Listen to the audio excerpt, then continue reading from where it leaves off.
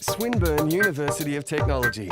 It was very interesting hearing about the research output and the numbers around that.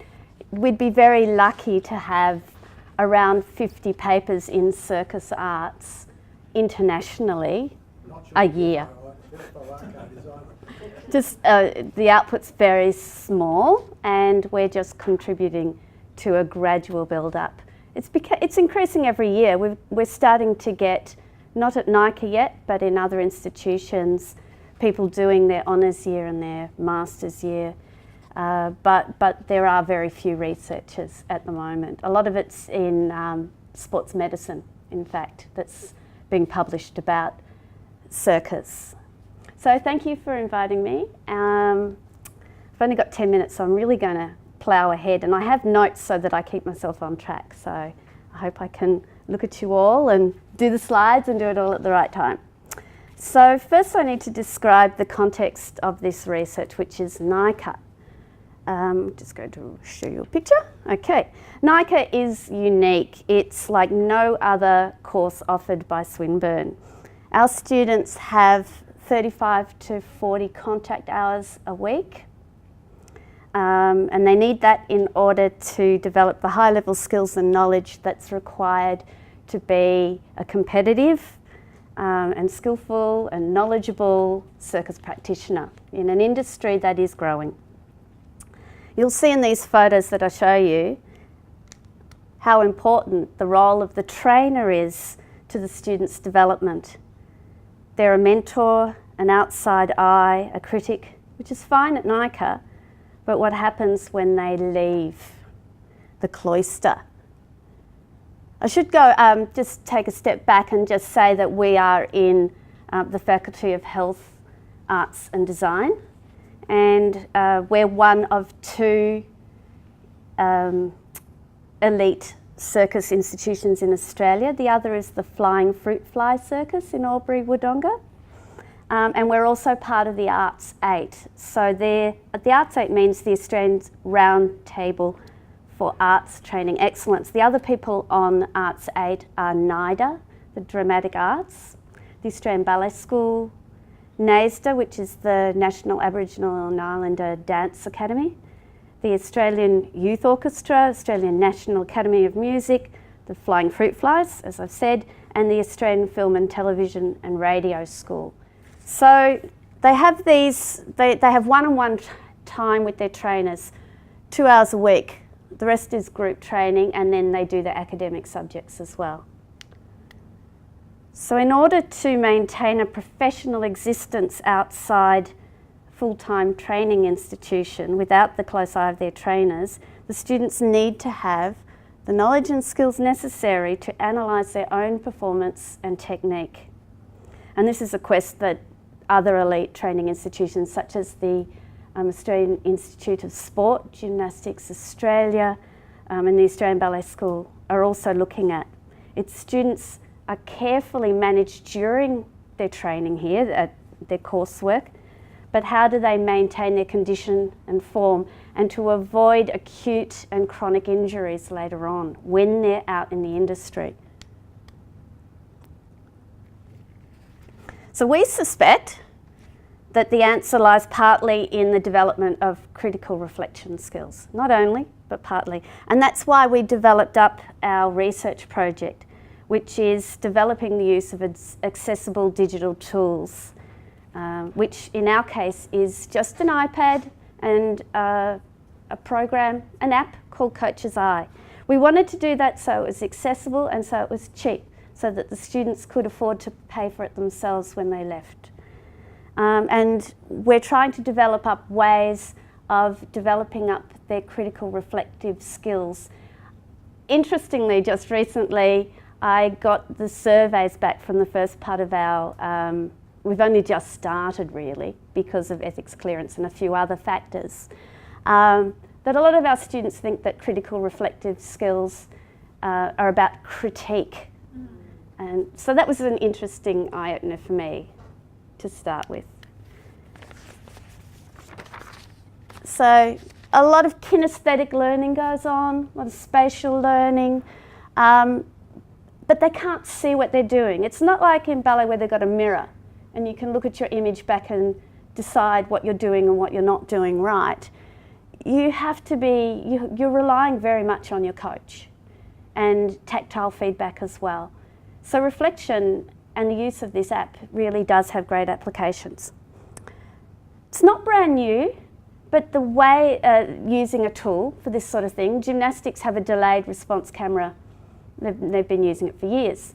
It's the way we want the students to think about their practice, to identify what their presumptions were, what are they bringing to the table before they've even tried a skill, and then what are the factors that are influencing their ability to do the skill as they want to.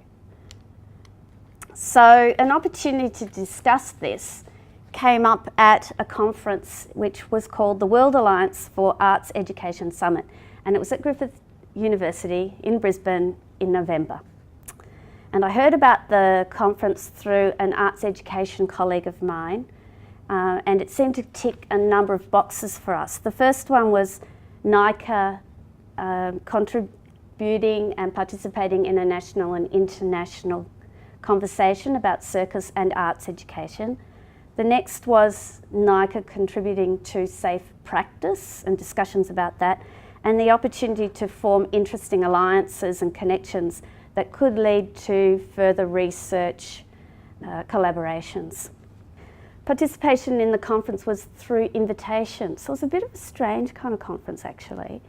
And it actually responded to UNESCO's Soul Agenda. And the Soul, I don't know if any of you know about it.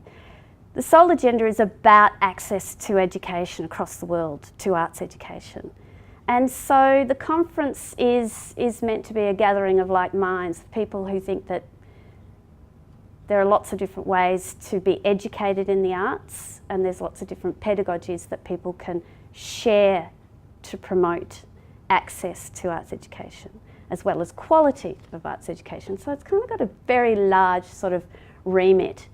To apply for the conference, once I'd been invited, I then put in a 500-word abstract, a 150-word statement on my current involvement in arts education, organisations and communities, and my willingness to contribute to the WAAE's strategic work, and a 100-word biography.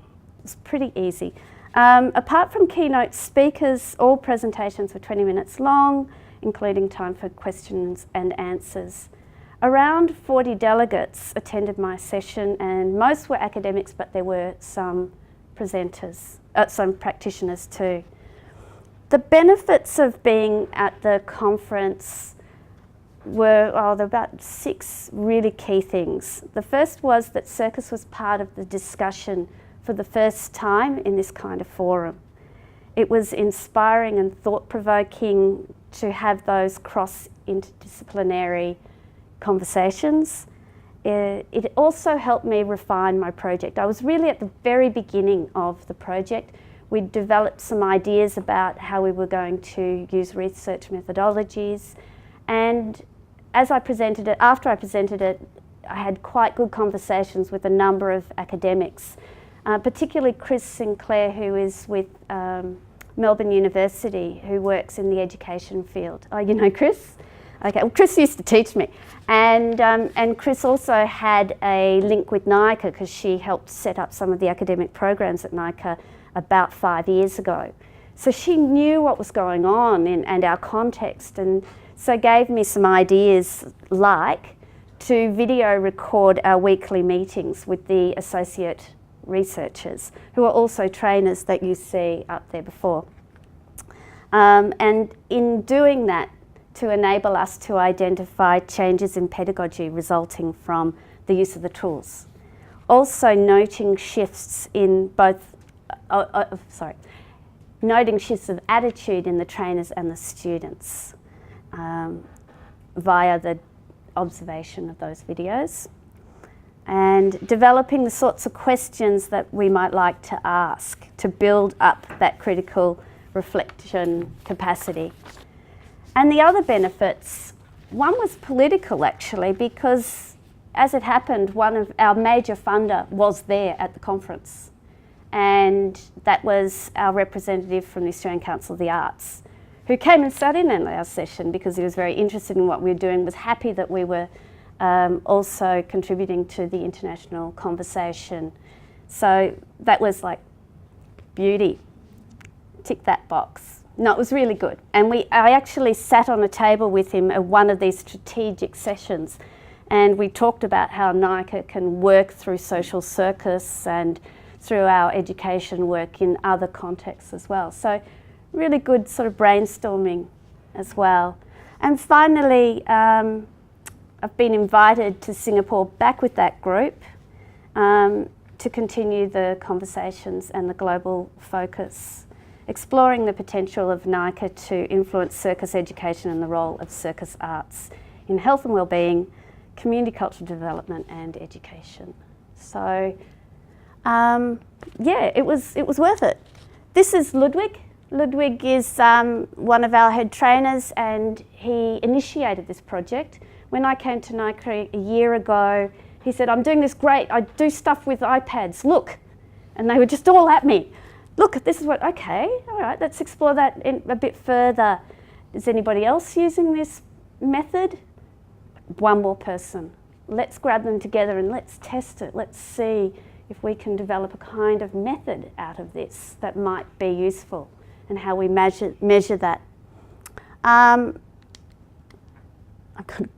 This is just the tool itself you can draw on and show angles, which is very useful for the students if they've been watching themselves performing, and the teacher can show where lines of energy need to be or the shape of their body needs to take in a particular move.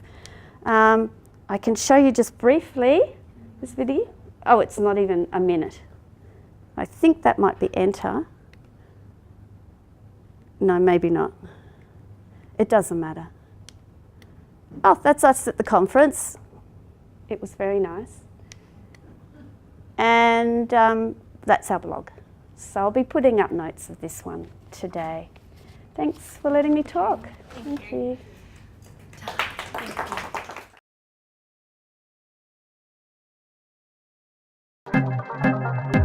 This has been a Swinburne production.